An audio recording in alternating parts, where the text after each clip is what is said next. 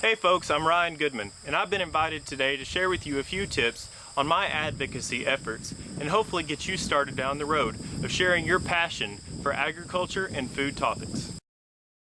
Through my efforts, I've been able to recently become a guest columnist for CNN's food page, Advocacy.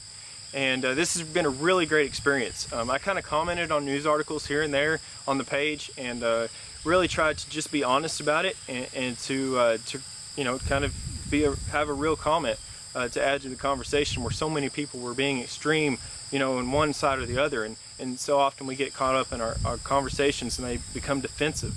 But I just tried to be real in my comments, and the editor contacted me and said she appreciated those comments and asked if I would share an experience of a farmer on the food dialogues, in their page. And that's been a really great experience. I think that I'm able to reach out to a broader group of people who are already interested in talking about food.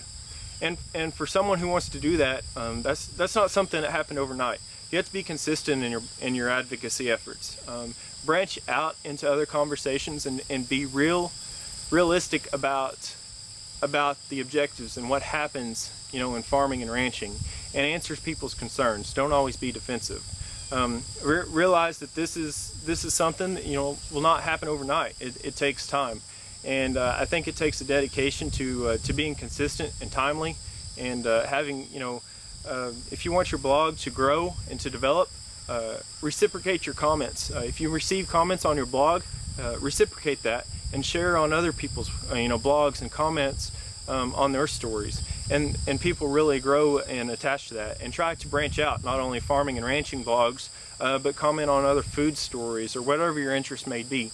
And it doesn't always have to be about farming and advocating. Sometimes it's just about building those relationships.